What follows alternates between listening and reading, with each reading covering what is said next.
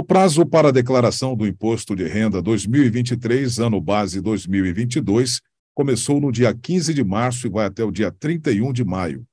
Para falar sobre as regras e tirar algumas dúvidas dos contribuintes aptos a prestar contas à Receita Federal, eu converso hoje com o contador Rafael Rodrigues.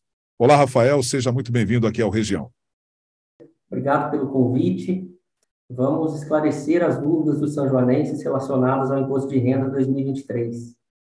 Rafael, e a primeira questão é básica, né? Quem é obrigado a declarar o imposto de renda? Claro, Magalhães, são algumas hipóteses de obrigatoriedade para declarar o imposto de renda. As principais delas são você ter recebido durante o ano base, ou seja, durante 2022, mais do que R$ 28.559,70. Rendimentos tributáveis, aí vai entrar o seu emprego, CLT, vai entrar a aposentadoria, vai entrar rendimento de profissional liberal, por exemplo, um médico, um dentista que atua como pessoa física. Quem recebe rendimentos isentos acima de R$ 40 mil durante o ano, também é obrigado a declarar. Aí entra rendimento de poupança, entra distribuição de lucro, rescisões trabalhistas, existem algumas hipóteses de rendimentos isentos. Quem teve, em 31 de dezembro, a posse de mais de R$ 300 mil em bens indireitos, ou seja, soma de saldo em contas, casas, imóveis, veículos, também é obrigado a declarar o imposto de renda. Pessoa que faz atividade rural, atua como atividade rural pessoa física, e durante o ano teve um faturamento superior a R$ 142.798,50. Também é obrigado a declarar o imposto de renda. E um dos casos que é até uma mudança para esse ano de 2023, relacionado à Bolsa de Valores. Então, os contribuintes que em algum mês tiveram operações em Bolsa de Valores, cuja a soma das vendas ultrapassou R$ 40 mil, também são obrigados a declarar o imposto de renda. Ô, Rafael, a alteração no prazo de entrega da declaração tem a ver com a declaração pré-preenchida, né, que é uma novidade para esse ano? Sim. Tem um pouco a ver, sim, Magalhães. A declaração normalmente ela acontecia de 1º de março até 30 de abril. Esse ano ela vai de 15 de março até dia 31 de maio. Essa diferença, em vez de começar dia 1º de março, começar dia 15 de março, é justamente para aumentar o número de contribuintes que consigam fazer a declaração pré-preenchida. Porque os empregadores, eles têm que entregar as informações relativas aos pagamentos até dia 28 de fevereiro. Então, demora um pouco para essa informação cair no sistema e o contribuinte conseguiu usar a declaração pré-preenchida a partir do dia 1º de março. Então, justamente para que todas as pessoas consigam usar a declaração pré-preenchida, caso queiram, o governo, a Receita Federal, adiou o prazo esse ano para começar dia 15 de março. E quais são as facilidades da declaração pré-preenchida? Declaração pré-preenchida, ela já vai puxar algumas informações da sua última declaração. Então, se você já declara o imposto de renda, ela vai puxar algumas informações da sua declaração do ano anterior e ela puxa todas as fontes de pagamento que você teve durante o ano. Então, aquele emprego CLT que você tem, em vez de você digitar na mão, a declaração pré-preenchida já traz tudo preenchido para você. Esse ano também, uma das novidades foi o saldo bancário. A declaração pré-preenchida ano passado não puxava os saldos bancários da pessoa. Esse ano ela vai puxar. Então, vai aparecer o seu saldo bancário em 31/12. Assim como os seus imóveis registrados em cartório. Até ano passado, a declaração pré-preenchida não puxava essa informação. Esse ano de 2023, o que você tem de imóveis registrados em cartório, a declaração pré-preenchida ela promete puxar esses dados já. Então, são uma série de informações que ela já traz para facilitar a vida do contribuinte, que vai usar esse modelo de declaração e só conferir a declaração para ver se não tem nenhuma informação inconsistente. Isso vale também para veículos e outros bens? Não. Imóveis registrados em cartórios e saldo em contas bancárias. Por enquanto, para 2023, essas foram as mudanças. Rafael, e há alguma outra novidade no Imposto de Renda 2023? Sim, Magalhães, tem a novidade das ações. Até ano passado, quem vendia ativos de Bolsa de Valores acima de R$ 20 mil em determinado mês era obrigado a declarar o imposto de renda. Esse ano, esse limite mudou de 20 mil para 40 mil reais.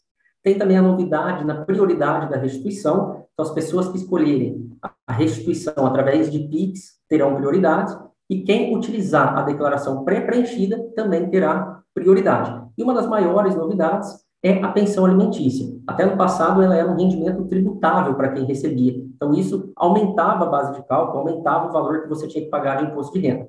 A partir desse ano, o STF ele mudou o entendimento dele, a pensão alimentícia passa a ser isenta de imposto de renda. Então, essa é uma novidade importante para o contribuinte que paga ou recebe pensão alimentícia.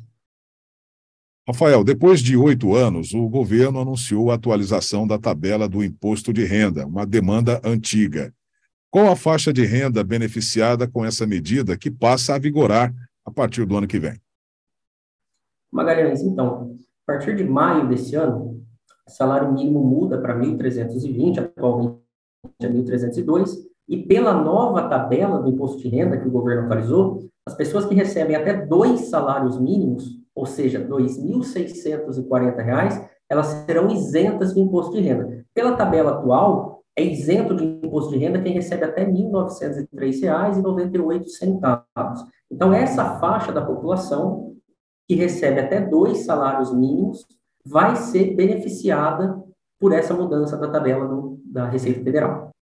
Aproveitando que você está tocando nesse assunto, é importante a gente desmentir aquela fake news, né, que se transformou até em meme nas redes sociais, segundo a qual quem recebe até um salário mínimo e meio é obrigado a fazer declaração de imposto de renda. Então, Magalhães, quando virou o ano, realmente surgiu bastante meme na internet. Antes que a Receita Federal anunciasse que ia atualizar a tabela do imposto de renda, as pessoas falando que quem recebia até um salário mínimo e meio seria obrigado a começar a declarar imposto de renda. Isso não é verdade, porque da base de cálculo da previdência, do imposto de renda, você tem que deduzir a previdência. Então, mesmo quem ganhava um salário mínimo e meio, com a dedução da previdência, não caía na tabela do imposto de renda, acabava ficando abaixo. Então, isso foi um exagero que o pessoal usou como meme para colocar na internet, mas isso não é verdade. E agora, com a correção da tabela, estão isentos os contribuintes que recebem até 2 salários mínimos. Bem, a gente vai rapidamente aqui para o intervalo, voltamos daqui a pouco com o contador Rafael Rodrigues, falando sobre a declaração do Imposto de Renda 2023, ano base 2022. Até já!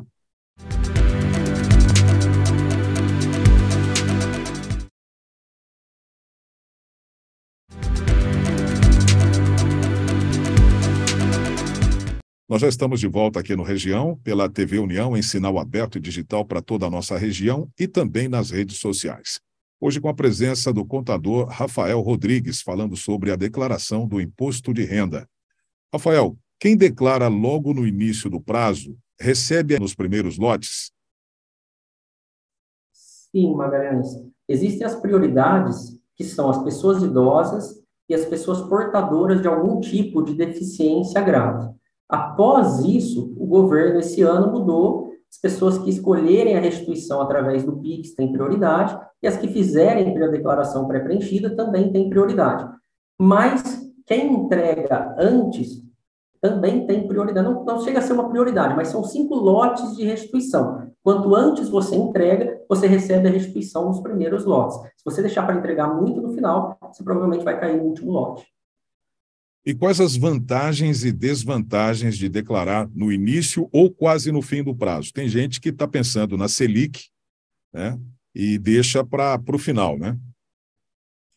Não.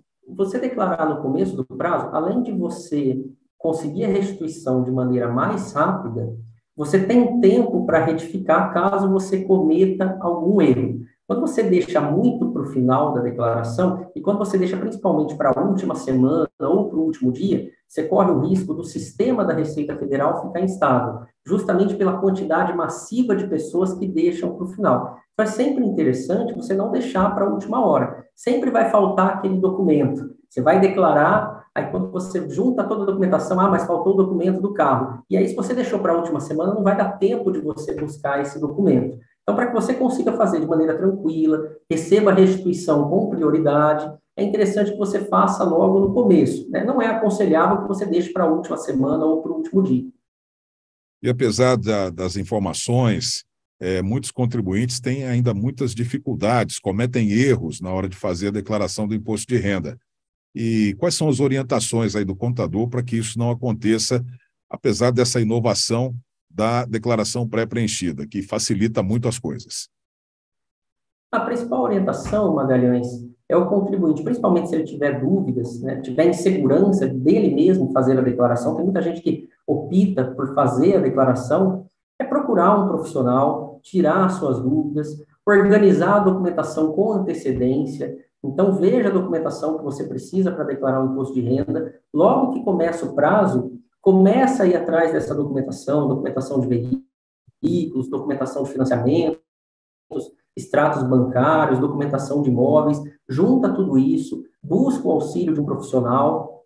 Isso vai fazer com que você diminua o risco de cair numa malha fina, que você esqueça alguma informação e eventualmente caia numa malha fina, né? Então, procure ajuda, junte todos os documentos com antecedência, isso vai diminuir muito o risco. Fazer a declaração pré-preenchida também é uma possibilidade. A Receita Federal justamente está tentando forçar o contribuinte a usar esse modelo de declaração, que, de certa forma, traz muita informação pronta já para você. Mas, mesmo assim, pega a declaração pré-preenchida, confere todas as informações para que não haja erro, que não haja inconsistência. Os maiores casos, os maiores motivos de um contribuinte cair na malha fina é digitar algum valor errado. Então, no informe de rendimentos está um valor, ele digita uma casa decimal errada, já é suficiente para que ele caia na malha fina.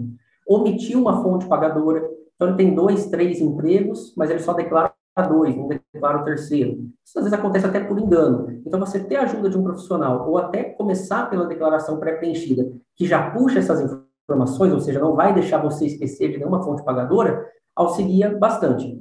E um outro motivo, né, o terceiro motivo, acho que mais faz os contribuintes caírem na malha fina, é quando você declara uma despesa médica ou despesa com educação e você não tem a comprovação dessa despesa. Você declara que você fez um tratamento odontológico, mas o dentista não declara que ele fez esse tratamento em você. Então, quando cruza as informações, você cai na malha fina. Então, ter também essa conversa com esses profissionais que você teve de despesa, para saber se eles vão declarar, se não vão declarar, bater corretamente o valor, tudo isso faz parte de precaução, para que você não caia, evite cair na malha fina. E o que acontece com o contribuinte que não declara o imposto de renda? Se você for obrigado a declarar o imposto de renda e não declarar o imposto de renda, primeiro que o seu CPF ele vai ficar pendente de regularização. Ele sai de uma situação regular e fica pendente de regularização. Isso é ruim para você, porque vai te dar restrição, por exemplo, em bancos. Tá? Quando você fizer o imposto de renda para reativar seu CPF, para deixar ele regular novamente, você vai tomar uma multa. Essa multa tem um valor mínimo de R$ 165,74. Agora, caso você não seja obrigado a fazer o imposto de renda, Magalhães, você pode fazer em qualquer época do ano, tá? Que você não vai ter nenhum tipo de multa. Rafael, uma última questão é sobre a declaração retificadora. Então, você entrega os seus documentos para a Receita, faz a sua declaração, conforme orientado, e depois você tem que corrigir algum dado. Isso pode ser feito depois do prazo da declaração do imposto de renda? Ou seja, depois do dia 31 de maio? Sim, Magalhães. Depois do dia 31 de maio, é possível fazer a retificação. Então, caso você tenha digitado alguma informação incorreta, esquecido de colocar alguma coisa que seja importante ou que seja até obrigatória, você pode, após o dia 31, fazer esse ajuste, fazer essa retificação. Inclusive, às vezes você cai na malha fina justamente porque esqueceu ou digitou alguma coisa errada. E você, obrigatoriamente, tem que fazer a retificação, e isso ocorre mesmo depois desse prazo. O que acontece, às vezes, é você eventualmente cair numa malha fina e você tem um tempo para retificar. Se você retificar muito depois desse prazo, a retificação fica intempestiva. Mas logo após o dia 31 de maio, perfeitamente possível e normal, sim.